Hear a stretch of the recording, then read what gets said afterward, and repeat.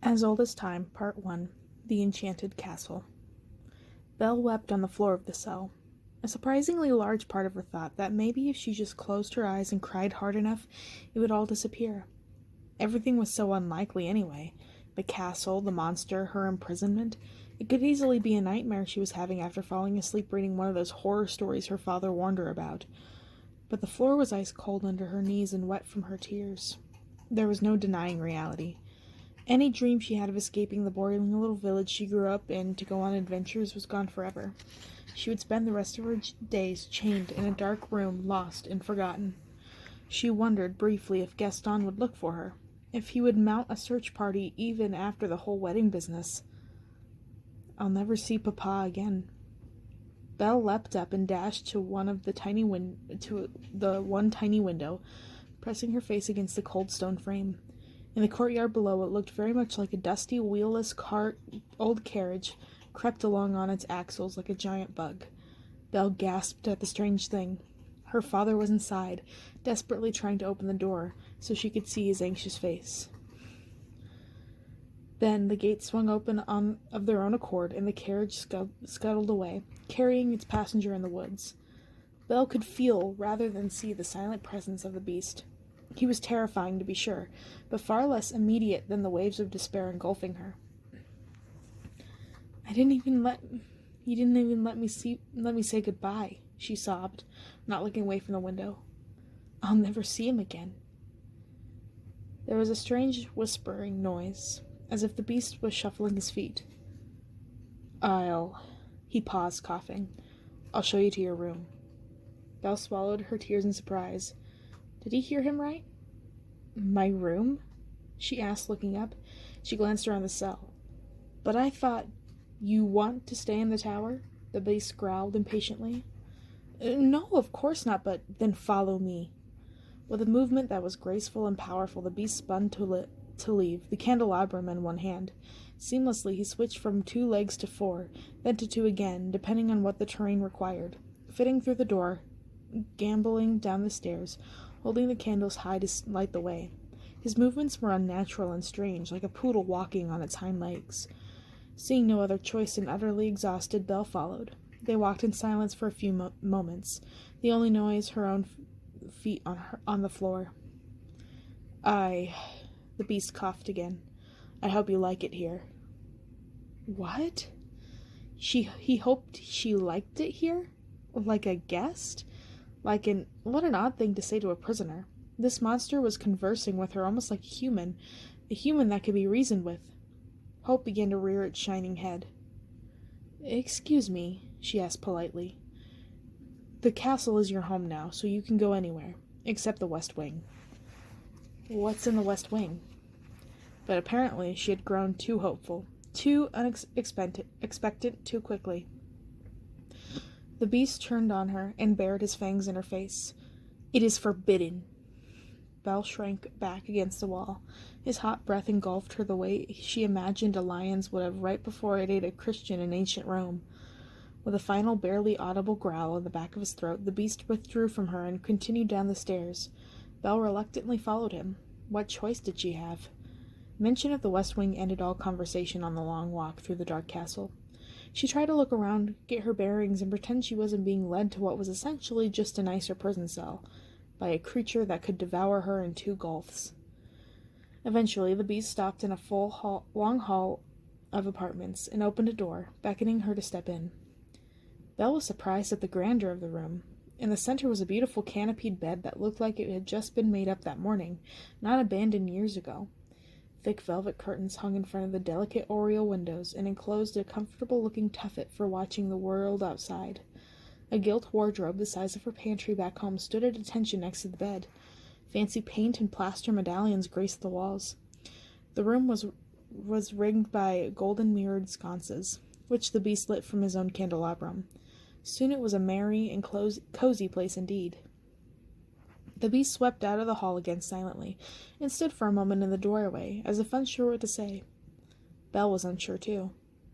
Thank you didn't seem appropriate. Not to her jailer. If, there's anything you need, the beast growled uncomfortably. My servants will attend you. Servants? What servants? Except for the beast and Belle and her father, there was no sign of any other life in the castle. What if, on top of being monstrous, her captor was insane as well? "You will join me for dinner," he suddenly roared. "This is not a request." And with that, he swooped out of the room and disappeared into the shadows, slamming the door behind him. As much as she tried to resist, this sent Belle into another fit of weeping. Her confused, exhausted brain labored under the painfully strange duality of little girl being punished in her room and terrified prisoner of the beast. In between her sobs, she heard the faintest tap at the door. It didn't sound right. Too bony to be a normal human knuckle. Too small to be to even the eldest, weakest hand. Almost fragile sounding. Delicate. A claw, maybe? What other horrors and mysteries did this night hold? Belle took a deep breath and forced herself to rise. "Who is it?" "Oh, it's Mrs. Potts, dear, the housekeeper." "Oh, so there are people here." Feeling another surge of hope, Belle patted down her hair and tried to make herself look presentable. She opened the door. Maybe she would find some solace in, "I thought you might like a nice cup of tea." Belle's heart nearly stopped. The voice came from below, close to the floor. A ceramic teapot, sugar bowl, creamer, and cup came hopping into the room like tiny porcelain army, chiming tink, tink, tink. The teapot kept its nose pointed toward Belle as if she spoke. Belle backed away into the wardrobe. You, she stammered. "Hey, be careful," the wardrobe said in a feminine voice that boomed. Belle sprang away from the thing that landed on the bed. She immediately left off the bed, terrified that it would begin to speak too. "This is all impossible," Belle whispered. She wondered if recent events were making her delusional. Somehow the beast was easier to believe than talking furniture. The teapot was very calmly pouring her insides into the cup. She spoke as she did too, sounding a little gurgly. "Slowly now, don't spill." The little teacup had a chip in it, Belle noted absently, as it hopped over to where she sat on the floor.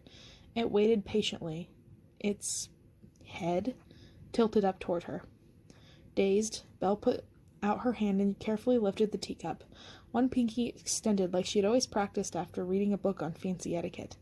Where she touched the cup, it was hard, smooth, warm from the tea, and utterly immobile. Solid porcelain. How did it move? "Want to see me do a trick?" the cup asked, shifting in her grasp. Belle almost dropped it. The thing had no face at all, but the voice sounded so real, so full of life, like a little boy or girl. And the pottery still felt hard under her fingers. It wasn't pliable at all. The cup shivered. Bubbles began to come up through the tea.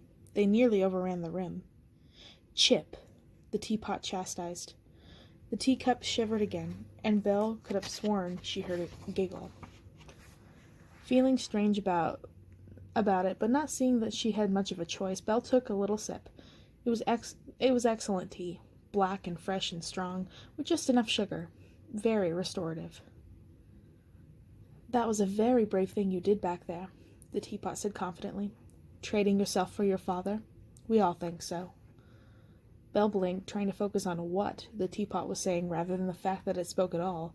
The cup felt strange in her hand and hung there, still mostly full. This isn't amazing," Belle said, holding it up and looking at it closely. Chip flinched and giggled again, making it hard to keep a grip. "This is like... I don't know what this is like. The most incredible fairy tale I've ever read. Papa will be so..."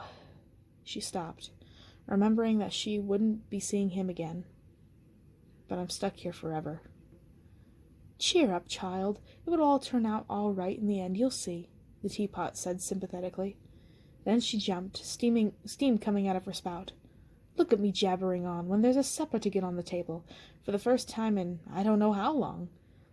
Belle tried to process the teapot's cheery, if bland, words of comfort. They seemed completely out of place in a dark castle ruled by a beast. Mrs. Potts hopped clumsily onto the floor, and her little retinue followed. Belle snuck down the rest of her tea and set the cup at the end of the line. He hopped quickly to catch up with the others. She felt strangely let down after the door closed behind them. Belle wished the teapot could have stayed a little longer and told the story of the castle, of whatever wizard had breathed life into their inanimate forms, or whatever the beast had to do with any of this. Because except for ordering the others around, Belle had seen no indication he could perform any magic himself. Definitely not a Prospero managing his little islands of conjured sprites. No, the beast was more like a princely squatter, hunting the ruined and bespelled castle as it slowly wore itself over the centuries. Magic, Belle suddenly realized, must have a lot to do with why I've never heard of this place. Magic. Magic was real? It was a thing not confined to German fantasies about the Black Forest or ancient stories involving giants and golems. She was in a castle full of magic, completely hidden from the outside world, in so close to normal, boring little place where she had grown up.